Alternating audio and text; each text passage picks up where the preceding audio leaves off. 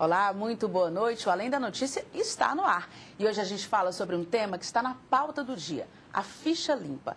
Até o dia 5 de julho, o Tribunal de Contas dos Municípios entrega ao Ministério Público Eleitoral a lista dos chamados ficha suja. São aqueles políticos que não vão poder se candidatar nas eleições deste ano, ou porque tiveram contas desaprovadas, ou porque cometeram algum tipo de desvio ou irregularidade. Aqui no Ceará, a lista já tem mais de 3.700 nomes, com gente dos 184 municípios do estado.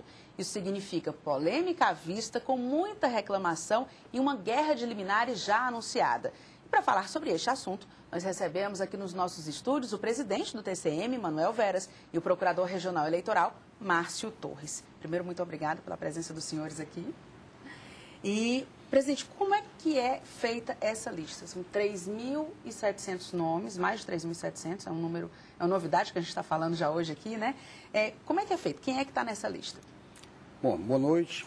Boa noite. Em primeiro lugar, Kézia, eu acho que é importante esclarecer que o Tribunal de Contas dos Municípios, na realidade, ele elabora uma lista de gestores que tiveram contas julgadas irregulares.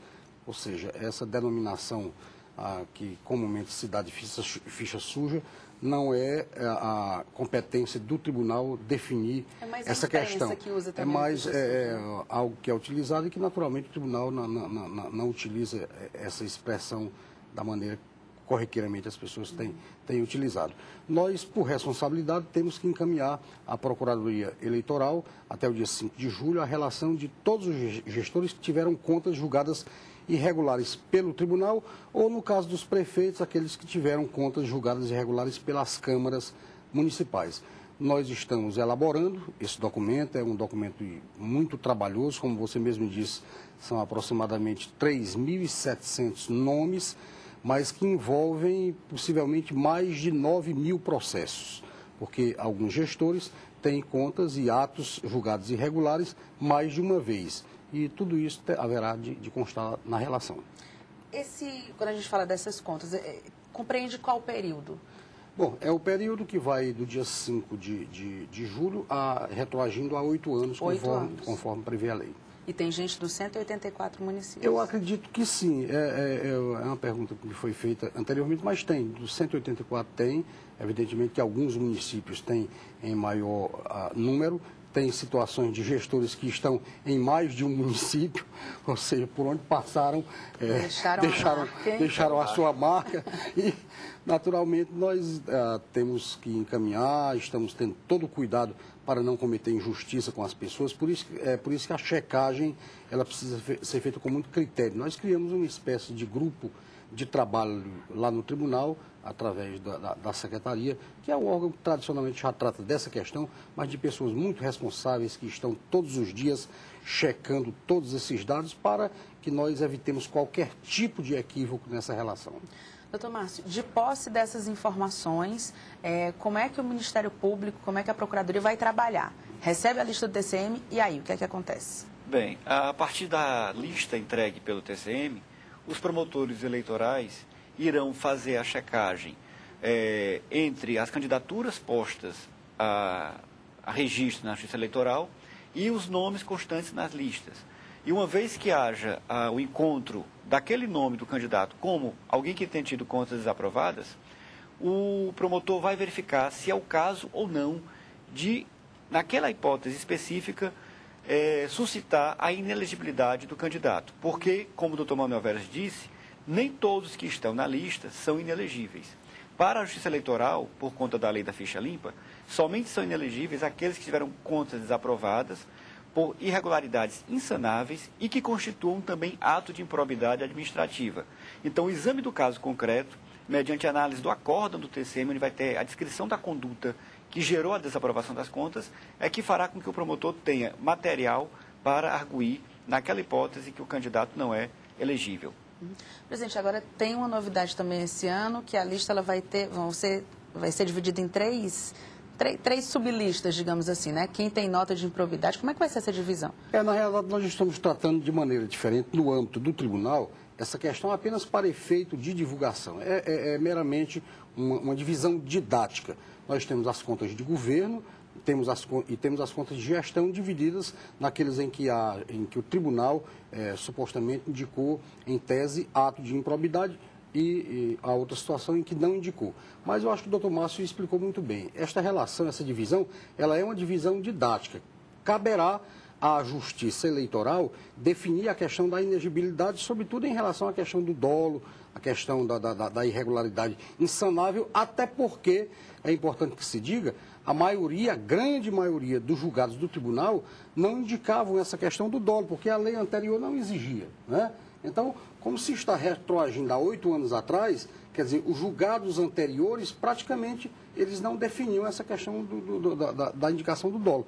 E, naturalmente, caberá agora à Justiça Eleitoral, analisando caso a caso, né, verificar os casos em que, embora o tribunal não haja indicado a questão da irregularidade insanável e do dolo, a Justiça Eleitoral possa entender que, no caso concreto, existe, e aí, naturalmente, indicar a impossibilidade do candidato concorrer às eleições. Todo prefeito, ex-prefeito, gestor, enfim, que cai numa lista dessa, todos eles têm a mesma desculpa pronta. Você não precisa nem saber o que é irregularidade, mas todos dizem assim, não, foi uma tecnia. Eu não fiz nada, foi uma tecnia. Não existe isso de atecnia. Não existe, porque as atecnias, elas levam as contas dos gestores a um julgamento pelo tribunal por irregularidade com ressalva. Às vezes até com aplicação de multa em relação àquele caso pontual, que não é considerado de natureza grave, que realmente é uma atecnia, mas a conta é julgada regular com ressalva. Os casos que são encaminhados na relação é porque realmente são gestores que cometeram irregularidades. Evidentemente que umas têm um peso maior, porque se tratam de irregularidades realmente muito graves, e outras são descumprimento da lei, que não tem a mácula da improbidade, não é? Não tem aquela questão do desvio de recurso, da ausência do procedimento licitatório, que são irregularidades geralmente mais graves, mas que há o descumprimento efetivo da lei, e por isso o julgamento da conta irregular. São esses casos, então, onde tem a questão da inelegibilidade, né, doutor Márcio? Esses casos que tem desvio de dinheiro, que vem a questão da improbidade, seria mais ou menos isso? A falta de licitação quando a lei exige, falta de concurso público, falta de prestação de contas, são situações que a própria lei de improbidade prevê como atos de improbidade. Então, nessas hipóteses, caberá à Justiça Eleitoral, no caso, determinar se aquela pessoa pode ou não ter sua candidatura confirmada. Eu disse aqui uma vez para o senhor, já veio para um outro programa, e eu disse que não acreditava na lei da ficha limpa. Eu quero muito estar errada, mas eu realmente tenho essa desconfiança. Sempre acho que vai ter um advogado que vai entrar com recurso e vai dar um jeitinho e as coisas vão acontecer. Os senhores confiam na ficha limpa? Eu acredito, sim. E nós estamos trabalhando para isso, para que a própria lei seja aplicada na sua integralidade e que possa efetivamente ser uma lei que no país se faça valer. Agora, sem dúvida, em um outro caso, é possível que haja algum tipo de manobra jurídica para afastar a aplicação da lei. Mas o nosso esforço será para aplicá-la e o tanto quanto for possível. O senhor confia? Eu confio, acho que é um avanço importante para o país. Acho que a sociedade amadureceu muito e ela precisa, sobretudo, se mobilizar para que essa lei tenha realmente o resultado que todos nós esperamos, que não haja a frustração e a desconfiança que você aqui colocou em relação a que seja, mais uma vez, uma lei que não tenha efetivamente resultado. E nós estamos trabalhando para isso, tanto no tribunal, mas acho que há uma mobilização dos tribunais de um modo geral e, sobretudo, do trabalho que vem sendo desenvolvido pela Procuradoria, especialmente através do grupo de trabalho que foi criado pelo doutor Márcio, no que diz respeito à questão das liminares, que muitas vezes são concedidas pela Justiça e que nós estamos trabalhando exatamente para procurar demonstrar que não há sentido em determinadas liminares que estão nos chegando com o objetivo de retirar algumas pessoas da relação daqueles que têm contas irregulares. Eu tenho essa desconfiança porque, primeiro, né, não deveria nem existir uma lei da ficha limpa, porque já seria o óbvio que uma pessoa que tem uma condenação, que não tem uma vida tão transparente, nem se candidatasse. Mas a gente vê que as pessoas fazem isso e são votadas, né, são eleitas com voto da população. Isso aí não dá para questionar. Mas a gente viu, inclusive no começo do ano, a OAB entrou com ação para que a ficha limpa fosse aplicada em 2012, quer dizer, uma lei que foi aprovada já anos atrás e vai começar a valer agora. Existe uma série de contestações. Doutor Márcio, existe um esforço, aí como o presidente falou, para que juntem, né, todas as forças para que isso seja realmente aplicado e comece a valer em 2012. O senhor, inclusive, já conversou com representantes de partidos políticos, né, para que faça um filtro ali. Filtro preliminar, né? Porque eu entendo que a lei da ficha limpa depende, assim, no primeiro momento, do esforço dos próprios partidos ao selecionarem os seus pré-candidatos, depois do Ministério Público e da Justiça Eleitoral no sentido de afastar aquelas candidaturas que afrontam a lei da ficha limpa, e a última palavra quem vai dar é o eleitor. Sem dúvida, o eleitor é que teria efetivamente, uma vez que esses filtros não funcionassem, caberia ao eleitor, a partir de um voto consciente, não confirmar aquela candidatura que estaria totalmente afrontando a lei da ficha limpa. E para o eleitor, a gente tem... Também deve ter ficha limpa, né? Também deve ter ficha limpa. E o eleitor que quiser não ficar dependendo só da imprensa ou, enfim, de divulgação de lista, ele pode ir nos sites, né, tanto do Ministério Público como do Tribunal de Contas dos Municípios, e tem todas as informações, vão estar disponíveis lá. Tem. No caso do tribunal, nós vamos disponibilizar com uma certa antecedência, evidentemente, não há uma data definida ainda, porque estamos checando esses dados, mas vamos disponibilizar ao interesse da sociedade de um modo geral, não só a relação dos gestores.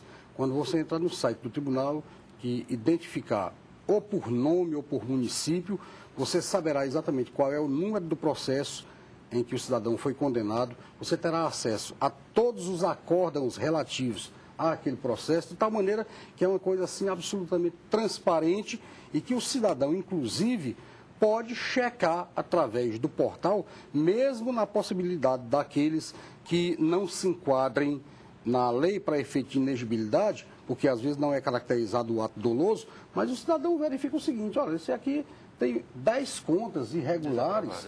Quer dizer, essa pessoa mesmo, embora sendo candidato, não estando enquadrado naquilo que a lei exige, mas é uma pessoa que deve merecer por parte do eleitor uma avaliação. Pelo menos essa uma pessoa desconfiança, né? Que, por onde passou, deixa a conta irregular, quer dizer, no mínimo é alguém que não tem cuidado ou zelo, né? Ou não conhece a administração pública, porque um dos problemas graves que nós temos hoje não é só a questão do cidadão que causa prejuízo ao erário por dolo ou por má-fé, não. Há também aquele que causa por incompetência. E o eleitor deve, exatamente no momento da eleição, definir não só a questão da avaliação de quem tem o nome limpo perante a sociedade, mas também verificar a condição do gestor de administrar o seu município. Afinal de contas, são municípios carentes que precisam realmente de gestores que tenham capacitação suficiente para dirigir os destinos da população. Sem dúvida. Vamos mostrar aqui, pedir para o pessoal colocar na tela o endereço, você já pode anotar, inclusive, né? Fica aí à disposição. TCM, www.tcm.ce.gov.br, lá a relação vai estar lá disponível para quem quiser olhar. Doutor Márcio, tem essa relação, e a gente sabe que em campanha política, principalmente no interior do Ceará, parece que vale tudo, né? O pessoal aposta em tudo. Pode haver casos de pessoas que vão pegar uma lista dessa e vão, enfim, fazer panfletinho e soltar, e para poder denegrir a imagem do adversário.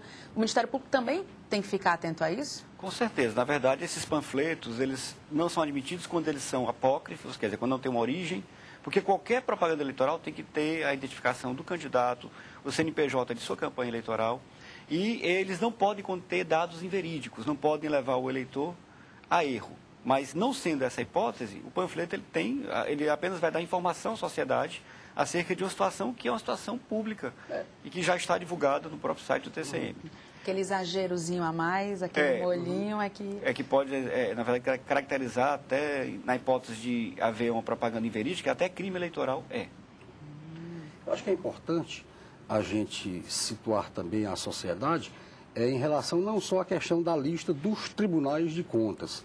Existem outras situações previstas em lei, que o doutor Márcio acho que pode delinear melhor, não é, doutor Márcio? São outras situações de pessoas que não só por irregularidade de contas junto aos tribunais, mas por outras motivações também não podem ser candidatos. A lei da ficha limpa, Kézia, na realidade ela não prevê como hipótese de inexigibilidade apenas a não aprovação das contas com ato de improbidade e irregularidade sancionável. Também há outras hipóteses, como, por exemplo, condenações por crimes que a própria lei da ficha limpa elencou como crimes de tal gravidade que comprometem a vida pregressa do candidato quanto à hipótese de candidaturas, crimes contra a administração pública, contra o meio ambiente, crimes, na verdade, que também crimes eleitorais. Tá certo? Então, são hipóteses. Ilícitos eleitorais como compra de voto, captação de sufrágio, abuso de poder econômico, condutas vedadas que importam na cassação do mandato. Então, esses outros dados, eles vão estar na nossa página eletrônica,